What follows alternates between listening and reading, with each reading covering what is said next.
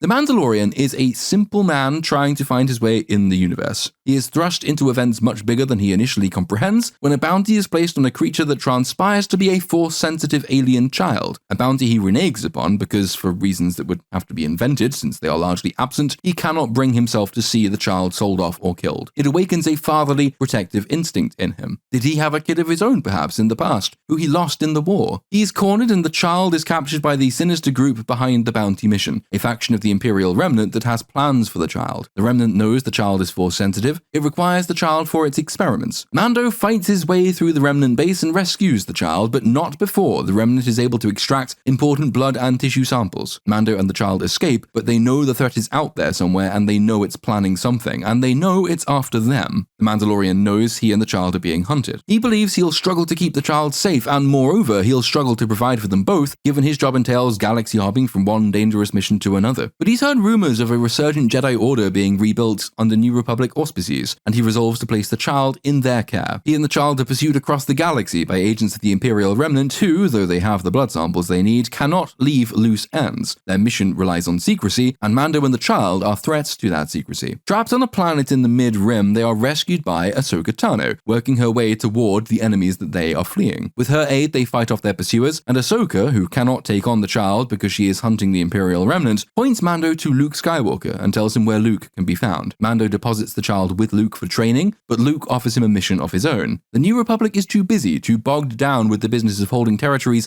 against various emergent threats, and Luke has an order to build and new Jedi to train. He knows of Ahsoka and her mission. He sent her away with his blessing and his support to track down rumors of Grand Admiral Thrawn. He offers Mando a mission: aid Ahsoka in her hunt for remnant forces. Try to unravel the mystery of Admiral Thrawn's disappearance. Ahsoka has too many leads to follow on her own, so she shares information with Mando and sends him off to investigate one possible lead. Along the way, Mando meets another Mandalorian, Bo-Katan, who is tracking the same foe, motivated by revenge for Moff Gideon's betrayal and the purge of Mandalore. The two reluctantly agree to pool their knowledge. With a combination of Katan and Tano's evidence, they come upon an Imperial facility and infiltrate it. Inside, they find evidence of cruel experiments being performed on various life forms: blood transfusions, radiation experiments, exposure to kyber crystals, pod after pod of the dead and the dying. They capture a scientist and force him to hand over the location of Gideon's secret base, deep beneath the ruins of Mandalore itself. Gideon, though, will not be there for long, so they have no time to waste. They relay the information to Ahsoka and Luke, but head off alone to the ruins of Mandalore. It appears dead and lifeless, but as they explore further, they find the Imperial facility. It's heavily armed and defended, and Mando suggests they wait for backup for the Jedi and the New Republic. But Bo-Katan's lust for vengeance is too strong. She can't let Gideon escape again, so they go in alone. After a battle, they are captured. Gideon gloats. He says he has everything he needs to continue his experiments, that they are almost complete. The arrival of Mando and Bo-Katan is a trifling inconvenience. It's a minor delay. The Remnant's been preparing to leave Mandalore since they learned of their failure to capture and kill Mando and Grogu. There's a ship in orbit waiting to transport Gideon and his experiments off-planet. And though he doesn't monologue stupidly enough to tell us precisely what he's been doing and for whom, Gideon's want to parade his final victory over Bo-Katan compels him to divulge just enough to know that he is part of a grander design, that something else is coming, that he's been preparing the way. Gideon is not concerned about the New Republic coming to their aid. He knows all about the New Republic, its lethargy, its struggles, its bureaucratic inertia. The Remnant has agents everywhere. Attacked by pirates and raiders on the New Republic territory are nothing of the sort. The Remnant is playing a game of infiltration and subversion. The New Republic is too weak to stop them. But Gideon hasn't accounted for the Jedi. And before he can kill Mando and Bo-Katan, a small force arrives in orbit led by Luke and Ahsoka, composed of loyal mercenaries, heroes of the old rebellion, and a few pirates and soldiers loyal to the new Jedi Order above the New Republic, far-sighted enough to place little faith in New Republic hierarchy. This group attack the base, they rescue Mando and Bo-Katan, and while the rest of the force is bogged down, Bo, Ahsoka, and Mando chase a fleeing Moff Gideon. Bo out for revenge,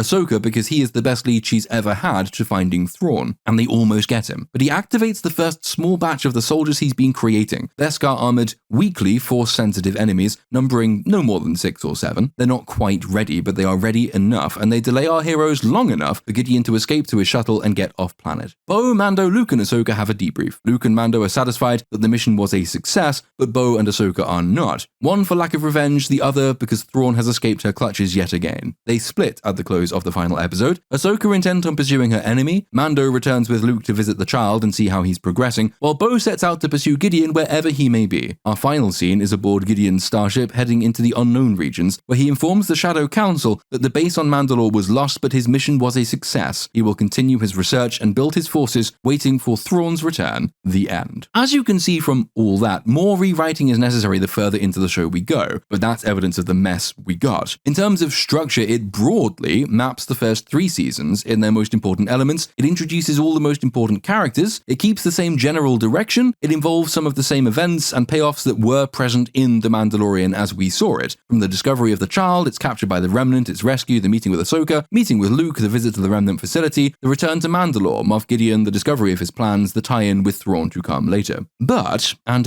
here's the nub, for as much as it involved quite a bit of rewriting toward the end, it involved discarding a huge amount of the content we got. The following list of episodes has been discarded entirely. Those episodes not featured contribute more or less, but always something to the plot I just outlined. The episodes completely discarded are Season 1, Episode 2, Season 1, Episode 4, Season 1, Episode 5, Season 1, Episode 6, Season 2, Episode 1, Season 2, Episode 2, Season 2, Episode 3, Season 2, Episode 4, Season 2, Episode 6, Season 2, Episode 8. All of the Book of Boba Fett except for Episodes 6 and 7. Mando Season 3, Episode 1, Season 3, Episode 4, Season 3, Episode 5, and Season 3, Episode 6. Those of you keeping count might already have spotted this, but the episodes not cut in their entirety amount to, I think, 11. Put simply, I have created a single 11-episode season of The Mandalorian that I submit keeps all the essential elements of Mando's 3 seasons, plus his Boba Fett content, while condensing, simplifying, and overall improving the plot in terms of structure, story, world building, character introduction, and thematic ties with subsequent events. My version also leaves us in a place where the money we've saved on essentially 3 entire seasons of Star Wars content can be used to take the characters off in their own directions. At the close of my version, Ahsoka has an arc laid out before her already. She's hunting for Thrawn. Bo-Katan has a journey ahead of her that could warrant a show of its own. Her now mastery over the ruins of Mandalore and her quest for revenge against Gideon that, if we were to borrow again from what The Mandalorian did give us, could see her either succeed in that goal or else come to realize that building a new Mandalore is more important to her than seeking vengeance for the old one. In Bo-Katan's season, we could then explore the Mandalorian history, old and new, that Favreau attempted to shoehorn into Mando Season 3. Mando himself would be well placed for a second season in which he does what so many hoped he would do in The Mandalorian, actually be a bounty hunter. Given the nature of that work, and given the serialized plots of the 2 seasons around him, Ahsoka's and Bo-Katan's, it could dovetail quite nicely with the wider universe we're building, allowing a degree of cross-fertilization, Mando popping up occasionally to help Bo in her quest, Ahsoka in other moments, while also retaining the space needed to develop a character and a value set and a tangible goal of his own. Grogu should be out of any show not anchored around the recreation of the new Jedi Order, but would be a useful launching pad for any such show. And such a show really is required in order that the post-OT galaxy takes on any kind of form and sense of purpose, since Luke's presence, or rather his absence, and the existence of the new Jedi Order has caused problems since he was reintroduced in the Book of Boba Fett. Problems that only seem to be mounting in what we've so far seen of Ahsoka. In my Disney Plus expanded universe, we've now got 4 distinct but related shows exploring distinct but connected plots in distinct and connected regions of the galaxy, having saved the combined budget of 3 shows solely by ditching Boba Fett and the equivalent in episode quantity of 2 seasons of The Mandalorian. The new Jedi Order series, being closest to the New Republic, would allow us to explore Luke's recreation of the Order in relation to the struggles of the emergent New Republic, keeping that latter element of Mando Season 3's half-formed idea. Ahsoka takes us most directly toward the culminating event of the 4 arcs, Thrawn's return, while Bo-Katan establishes a faction and a region of the galaxy, as well as fleshing out the Imperial Remnant via her conflicts with them, and Mando himself is used then to populate any given region that requires more depth, more story, and more people. And by keeping these 4 firmly connected, each individual show can bolster the characters and relationships of the others, keeping them connected in the audience's mind, providing second-order progress to each of the 3 shows around it, and coalescing in a united struggle against Thrawn's resurgent galactic empire in a culminating crossover event. A crossover event that really should be restricted to Disney Plus, since launching feature films off the back of television universes, while it is not impossible, is very rarely desirable. The actual Ahsoka series is already struggling with the the baggage of rebels, after all. As is usually the case when I do little rewrite segments like this, I've created the above pretty much on the fly. This is the conclusion of a very long 2-part video. I've spent more time on The Mandalorian than any sane person should ever have to bear, and you, if you've made it to this point, should probably be sectioned as a result. The above idea did a lot of the work for itself. In fact, since this is often the way with stories, premise and destination are the most important acts of original creation. The invention of characters and the setting down of the first idea. Once established, your job is to chart out a logic that's actually contained within the thing from the outset. Given this character with this motive, what would he do? Where would he go? And then with our end clearly in sight, in this case Thrawn's return, how do our characters reach that destination? Much of the rest is merely editing. If your characters have internal lives, and if your world, your galaxy, your universe has internal rules, your first job is merely to discover those, your second is to envision them, your third is to spot what must be shown and what needn't be, and your fourth is to get it on paper. I am not claiming the skeleton structure I just laid out is either perfect or easy to create, but the point of laying it out to begin with is to show how little effort is actually required to form a coherent plan, thereby showing how god-awful Disney's handling of its own EU has been by not evidencing even that much effort. A lot of the problems with The Mandalorian as a whole, not just with Season 3, are born of the same roots as the problems with the overall Disney expanded universe. The simplest and most reductive term for them is bad writing. But bad writing is itself a result of bad thinking. Lots of people have lots of ideas that in isolation sound fairly interesting. I stress that, again, on paper, the premise for The Mandalorian sounded interesting. The premise for Season 2 sounded interesting. The premise for Season 3 sounded interesting, and the premise for Ahsoka sounded interesting. But they are all interesting as isolated premises. They had to be linked before the first word of the first script was written. Ideas, concepts, and new premises arising from them, like the Book of Boba Fett, must have been, should have been, second-order concerns, extensions of the original premise that follow from the original premise, with content determined by the extension of original premise. They should not be clumsily tacked on because you wanted to have Boba Fett in the universe at any cost, like the Book of Boba Fett. It's telling that bits and pieces of each of the 3 Mandalorian seasons made it into my condensed reworking of the plot, and absolutely nothing of Boba Fett and his,